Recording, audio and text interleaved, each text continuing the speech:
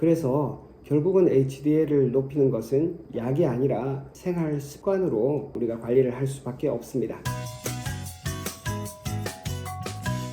안녕하세요. 암 면역 중점 대구 행복한 H병원 김정훈입니다. 오늘은 지난번에 이어서 암 환자분들이 콜레스테롤 관리를 어떻게 해야 되는가 하는 가장 결정적인 문제에 대해서 말씀드릴까 합니다. 암 환자분들이 보통은 LDL 콜레스테롤을 기준으로 자기 콜레스테롤 수준이 위험한가 또는 안전한가 이렇게 판단을 하는데요. 그런데 2024년도 1월달 삼성 서울병원에서 6만 명 가까운 환자들을 대상으로 조사를 해보니까 LDL은 142 정도가 가장 사망률이 낮았고 100에서 한 200 정도 사이에서는 큰 사망률의 변화가 없었다는 것이 확인이 됐고, 오히려 HDL이 낮은 것이 훨씬 더 사망률에 큰 영향을 미친다는 것이 확인이 됐습니다. LDL도 75, 또 50 그 이하로 이렇게 낮게 유지가 되면 급격하게 사망률이 올라가는 것입니다. 그래서 콜레스테롤이 높은 것보다 낮은 것이 더 위험하다는 것이 작년 1월 달에 이미 증명이 됐습니다. 그 중에서 가장 핵심적인 것, LDL만 자꾸 신경을 썼는데 이제는 HDL에 더 관심을 가져야 된다는 것이 삼성 서울병원 연구 결과의 중요한 골자였습니다. 그런데 참 아쉽게도 HDL은 약으로 높일 수 있는 그런 방법이 잘 없습니다. 몇몇 약들이 개발되긴 했지만 그 약들의 효과가 불분명하거나 아니면 효과는 있는데 부작용이 너무 심하거나 그래서 상용화가 되지 못하고 있습니다. 그래서 결국은 HDL을 높이는 것은 약이 아니라 생활 습관으로 우리가 관리를 할 수밖에 없습니다. 그래서 오늘은 이 HDL을 높이는 생활 습관에 대해서 말씀드릴까 합니다. HDL이 어떤 것인지에 대해서 잠깐 말씀을 드릴게요. 보통은 환자분들이 LDL은 나쁜 놈, HDL은 좋은 놈 이렇게만 알고 계시는데 대체로는 맞지만 완전히 정확하지는 않습니다. LDL도 사이즈가 크고 우리 몸의 핵심적인 세포막을 만든다든지 아니면은 성호르몬이나 비타민 D 합성하는 데 재료로 쓰이는 좋은 LDL이 있고요.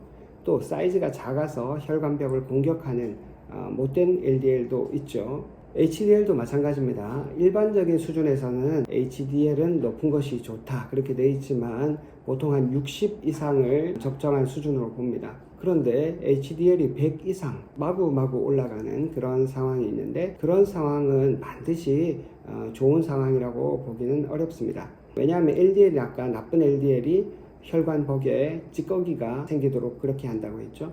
그런데 HDL은 그런 찌꺼기들을 다시 회수해서 간으로 보낸 청소부 역할을 하는 것입니다. 그런데 이 청소부가 너무 많다. 적정 수준에서는 괜찮은데 너무 많다는 것은 몸에서 이런 산화 스트레스가 계속 많아지고 있다. 그런 말을 또 반증하는 것일 수도 있거든요. 그래서 HDL 수치가 너무 많이 높은 것도 사실은 그렇게 바람직하진 않습니다. 그런데 대부분 암 환자분들은 HDL 수치가 무지무지하게 낮은 경우가 종종 있기 때문에 이 HDL을 어떻게 높일 것인가 하는 것이 우리한테는 중요한 것이 되죠. 보통 암 환자분들이 HDL 100 이상 이렇게 넘어가는 경우는 잘 없습니다. 자, HDL은 지금 말씀드린 것처럼 혈관벽에 쌓여 있는 나쁜 콜레스테롤을 이제 간으로 다시 운반해서 제거하는 청소부 역할을 하는 중요한 콜레스테롤이고요. 심혈관 질환의 예방에도 아주 중요한 그런 콜레스테롤이 되겠습니다. 자, HDL을 높이는 가장 중요한 생활습관 첫 번째는 유산소 운동입니다. 빠르게 걷는다든지 조깅, 수영, 자전거 타기 이런 유산소 운동이 HDL을 높이는 방법 중에서 가장 유용하고 또 암 환자분들 전체에서 정기적으로 운동을 꾸준히 하시는 분들은 그렇지 않은 분들에 비해서 약 28% 정도 재발과 전이 확률을 낮추는 것으로 되어 있기 때문에 운동은 암 환자분들한테 아주 필수적입니다. 그런데 바로 그 운동이 HDL도 높일 수 있다는 겁니다. 물론 가장 좋은 운동 장소는 숲입니다. 초록색 잎을 보면서 햇볕을 보면서 유산소 운동을 한다면 아주 금상첨화겠죠. 일주일에 보통은 5회 정도를 추천하고요. 3회를 하신다면 1시간, 5회를 하신다면 최소한 30, 40분 이상 그래서 일주일에 약 3시간 정도는 유산소 운동을 하시는 것을 적극적으로 추천드립니다. 두 번째는 이제 좋은 지방을 섭취하는 것이죠. 좋은 지방, 나쁜 지방 구분을 해보면 좋은 지방은 오메가3 지방산이 많습니다. 나쁜 지방은 오메가6 지방산이 많고요. 우리가 먹는 튀김 종류, 콩기름, 옥수수유, 유채유, 우리가 보통 기름으로 볶거나 튀기는 이런 모든 식물성 기름들은 제조 과정 자체에서의 문제도 있고 그 성분 자체에서의 문제도 있는데 이것은 좋은 기름이라고 할 수가 없습니다. 이런 기름들은 피하시고, 그러니까 튀김 요리 자체를 또 피하셔야 되겠죠. 좋은 기름은 올리브유, 아보카도, 견과류는 나중에 또 다시 말씀드리겠습니다. 모든 견과류가 다 유익한 건 아니고 견과류 중에서도 아주 가려 먹어야 될 것들이 분명히 있습니다. 올리브 오일 자체가 오메가3가 아주 풍부한 것은 아니지만 이 올리브 오일에는 다양한 지방산들이 같이 포함되어 있습니다. 사실 오메가3가 가장 풍부한 것으로는 우리 한국 사람들한테는 들기름이 가장 좋겠죠.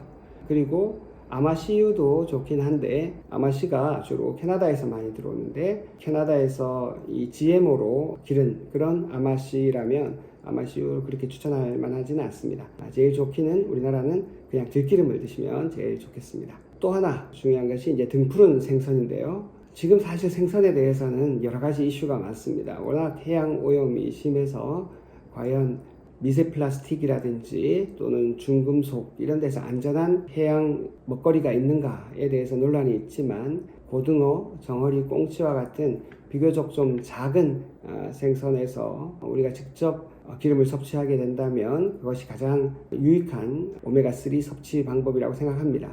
연어는 좀 이슈가 있습니다. 연어는 양식을 주로 하죠.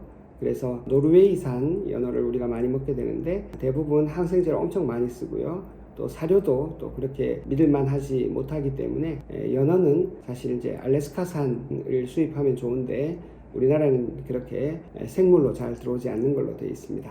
그래서 연어는 적극 추천하기는 좀 어렵습니다. 그리고 큰 생선들은 아무래도 미세 플라스틱이라든지 중금속의 축적 문제가 있기 때문에 그 자체는 괜찮지만 또 현실적으로 어려운 문제가 있죠. 작은 등푸른 생선을 주 2, 3회 구이나 찜으로 그렇게 한다면 HDL 높이는데 도움을 줍니다. 중성지방을 좀 낮추기도 하고요. 그 다음에 HDL 기능을 끌어올려서 심혈관 질환 예방에 도움이 됩니다. 또 하나 이제 베리류입니다. 안토시아닌이라는 물질이 베리류에는 많이 들어가 있어서 HDL도 높이고 그 다음에 중성지방도 좀 낮추는 그런 효과가 있습니다. 블루베리라든지 딸기, 라즈베리, 블랙베리 이런 것들은 간식으로 드시면 좋겠죠. 아침 식사 대용으로 괜찮고요. 그리고 베리류는 어쨌든 그 틈 바구니에 끼어있는 농약 성분이나 이런 것들이 또 문제가 되기 때문에 이것을 식초에 담그거나 아니면은 초음파 세척기를 이용해 가지고 완전하게 잔류 농약을 제거하는 것이 베리류 섭취에서는 중요한 문제가 되겠습니다. 또 하나 도움이 되는 것이 이제 녹차입니다. 녹차는 카테킨 성분이 풍부해서 하루에 한 2-3잔 정도 커피 대용으로 녹차를 드신다면 HDL 높이는 생활습관에 도움이 되고요. 그 다음에 다크 초콜릿입니다. 폴리바놀 성분이 있어서 HDL 높이는 데 도움이 된다고 되어 있고요. 카카오가 최소한 한 70% 이상 그렇게 들어있는 다크 초콜릿이 HDL 높이는 데 도움이 됩니다. 암 환자분들의 간식으로 이런 다크 초콜릿이라든지 녹차라든지 베리류를 드시면 아주 좋겠죠. 다음은 이제 통곡물입니다. 식이섬유가 이제 콜레스테롤을 좀 개선하는 데 도움이 됩니다. 귀리라든지 현밀이라든지 통밀 그리고 브로콜리와 시금치 같은 녹색 채소들이 HDL 높이는 데 도움이 되고요. 콩류 중에서는 검은콩이나 렌틸콩 같은 거 그리고 사과나 배과 같은 과일 종류도 도움이 됩니다. 흰쌀 대신에 현미나 이런 귀리와 같은 이제 통곡류를 쓰시는 것이 더 좋고 또 매 끼마다 충분하게 채소를 먼저 섭취하시는 것이 도움이 됩니다. 이거 완전히 중요한 겁니다. 완전히 중요한 것을 맨 마지막에 이야기하게 되는데요. 금연입니다. 흡연은 HDL 수치를 낮추기도 하고 또 기능도 떨어뜨립니다. 금연이 가장 효과적인 HDL 높이는 방법입니다. 이건 뭐 100번 강조해도 모자라지 않겠죠. 그 다음에 적정 체중을 유지하는 겁니다. 아까 말씀드린 여러 가지 다양한 좋은 식품들이 있지만 이것도 너무 과도해서 칼로리가 초과된다면 결국은 체중이 늘게 되는데 그런 것들은 결국 HDL 높이는 생활 습관에는 역행하는 것이죠. 적정한 체중을 유지하는 것, 운동과 적당한 식사와 그리고 충분한 수면으로 체중을 유지하시는 것이 가장 좋습니다. 다시 한번 마지막으로 정리하겠습니다.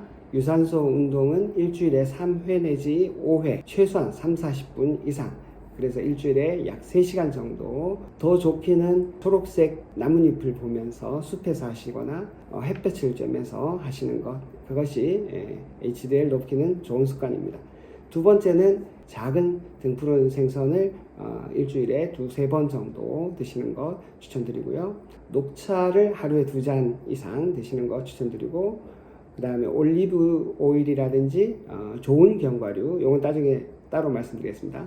아보카도, 들기름, 아마씨유, GMO가 아닌 거, 그런 걸 드시는 거 추천드리고요. 그리고 베리류를 매일 한 컵씩 드시는 거, 그리고 다크 초콜릿 말씀드렸죠. 그리고 통곡물과 채소를 충분하게 섭취하시는 것, 그리고 적정 체중을 유지하시고, 맨 마지막에 결국은 금연입니다.